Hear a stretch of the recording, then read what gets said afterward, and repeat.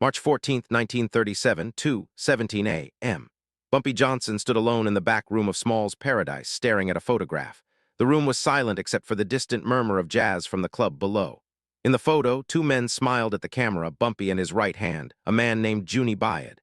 The picture was taken 3 years ago, on the day Junie saved Bumpy's life during a shootout on Lenox Avenue. Junie had been dead for 6 hours. They'd found him in an alley off 127th Street. 17 stab wounds.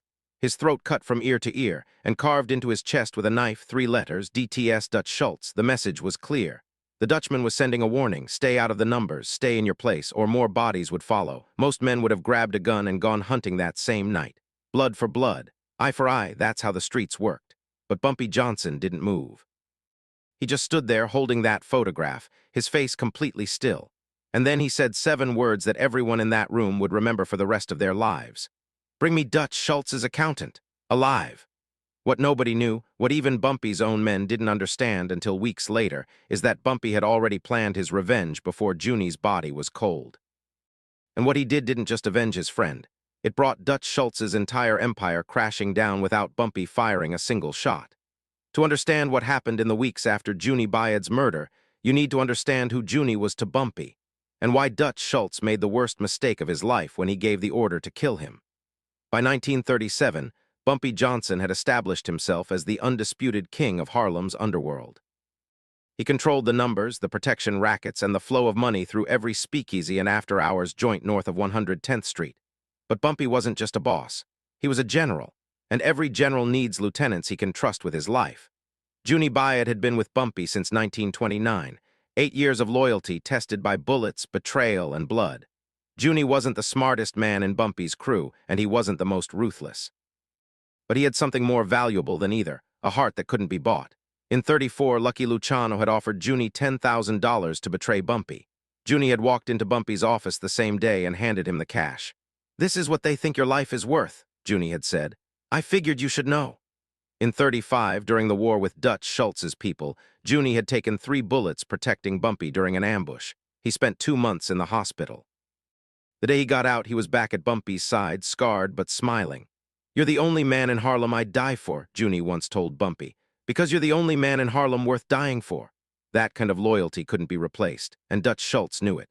By 1937, Dutch Schultz was desperate. His empire was crumbling. The IRS was closing in.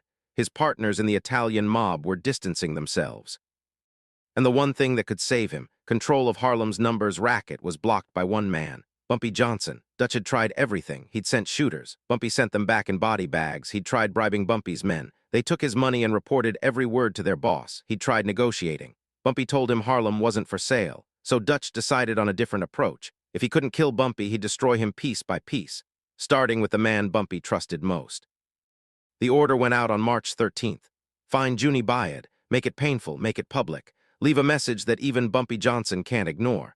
The hit was carried out by 3 of Dutch's most vicious enforcers, men named Carmine Luca, Eddie the Blade, Santoro, and Mickey Finn. They grabbed Junie outside a barbershop on 127th Street, dragged him into an alley, and spent 2 hours making him suffer. Junie never talked, never begged. Never gave up a single piece of information about Bumpy's operations. He died with his mouth closed and his loyalty intact. When word reached Dutch Schultz, he was drinking champagne at his headquarters in Newark. "Good," Dutch said, raising his glass. "Now Bumpy knows what happens when you don't play ball. Give him a week. He'll come crawling." Dutch was half right. Bumpy did respond within a week, but he didn't come crawling. He came calculating. What Dutch didn't know, what nobody outside Bumpy's inner circle knew, was that Junie Byrd wasn't just Bumpy's friend. He was Bumpy's eyes and ears inside Dutch's organization. For 18 months, Junie had been feeding Bumpy information about Dutch's operations. Every shipment, every payment, every secret meeting, and most importantly, every number that passed through Dutch's books. Junie had died protecting that secret. He'd taken those 17 stab wounds without ever revealing that Bumpy Johnson knew more about Dutch Schultz's business than Dutch's own partners did. And now Bumpy was going to use that knowledge to destroy him. The morning after Junie's funeral, Bumpy called a meeting. 6 men gathered in the back room of a funeral parlor on 135th Street. The air smelled like flowers and formaldehyde. "I know what you're thinking," Bumpy said, his voice calm and measured. "You want blood. You want to find the men who did this and make them pay." Willie Thomas, Bumpy's enforcer, cracked his knuckles. Just say the word, Bumpy. We can have those 3 in the ground by sunrise. And then what? Bumpy turned to face them. Dutch sends 3 more, then 6, then 12. We spend the next year trading bodies, and in the end, nothing changes. Dutch still thinks he can take what's ours. No. Bumpy shook his head slowly. We're not going to kill Dutch Schultz. We're going to take everything he has, and then we're going to watch him destroy himself. How? Asked Illinois Gordon. Bumpy pulled out a folder. Inside were pages of numbers, names, dates, a complete accounting of Dutch Schultz's financial operations. Junie gave his life for this. Every dollar Dutch has made in the last 2 years is in here. Every bribe he's paid, every cop he owns, every politician in his pocket. He paused. And every penny he's hidden from the IRS. The room went silent. Dutch Schultz is being investigated for tax evasion, Bumpy continued. The feds have been after him for years, but they can't make a case stick. They don't have the numbers. He tapped the folder. Now they will.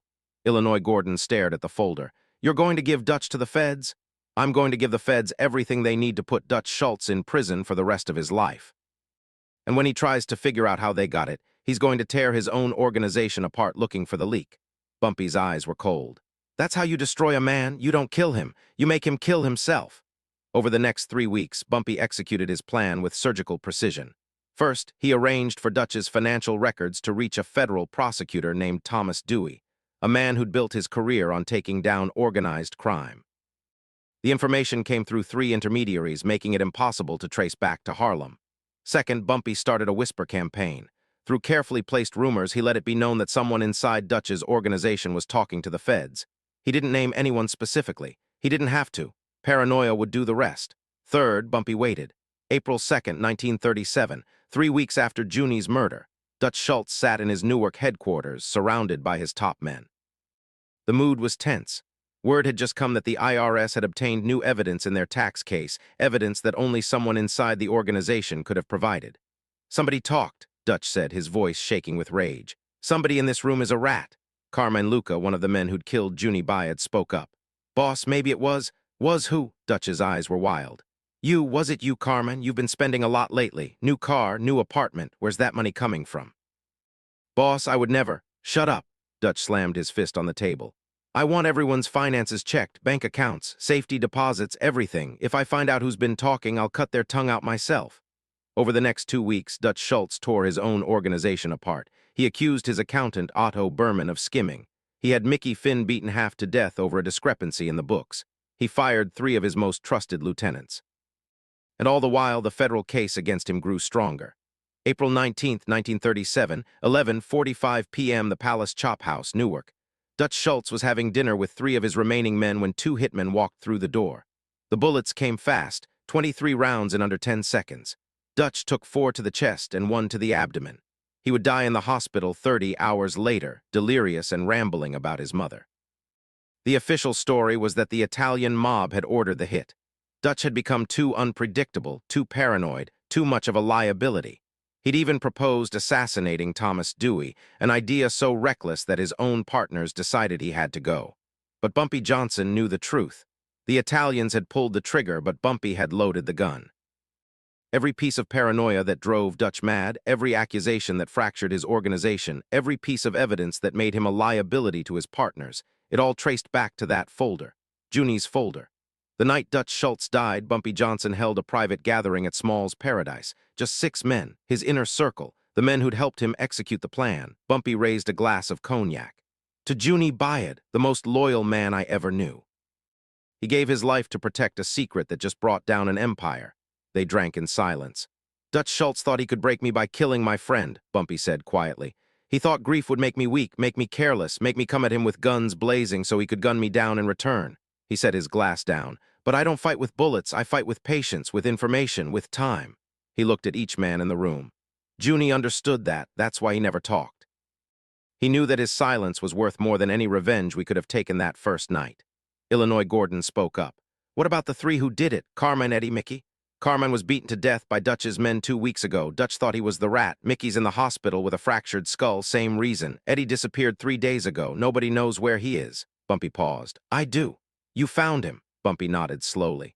I found him, and I gave him a choice. He could die slowly, the way Junie did, or he could spend the rest of his life knowing that his boss destroyed himself because of the man Eddie helped murder. A ghost of a smile crossed Bumpy's face. He chose to live. He's on a bus to California right now. He'll spend every day for the rest of his life remembering what he did and knowing that I let him live because killing him wasn't worth the bullet. The room was silent. That's real power, Bumpy said. Not the power to take a life. Power to spare one and make them wish you hadn't.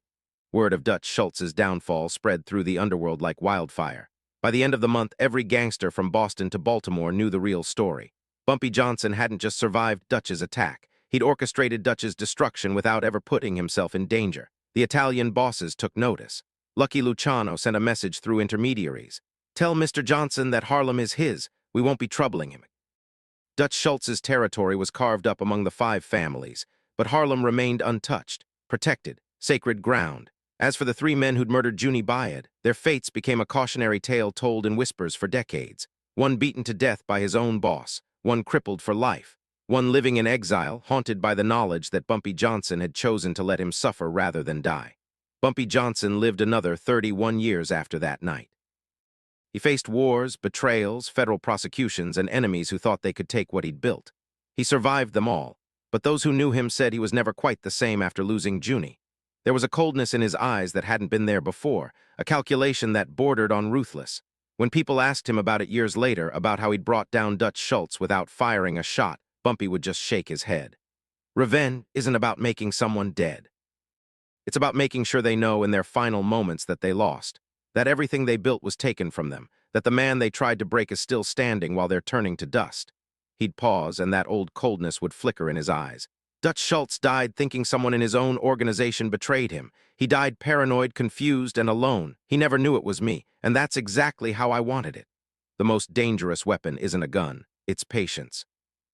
It's the ability to wait while your enemy destroys himself. It's knowing that sometimes the cruelest punishment isn't death, it's letting someone live with what they've done. Dutch Schultz killed Junie Byrd to send a message. Bumpy Johnson sent one back, and 40 years later, everyone remembers which message mattered.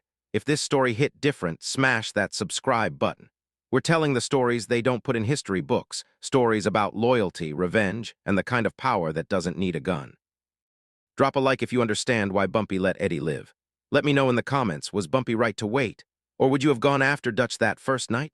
Next time, we're telling the story of how Bumpy Johnson walked into Sing Sing prison, a street hustler, and walked out 10 years later as the most feared man in Harlem. The things that happened behind those walls changed everything. You don't want to miss that.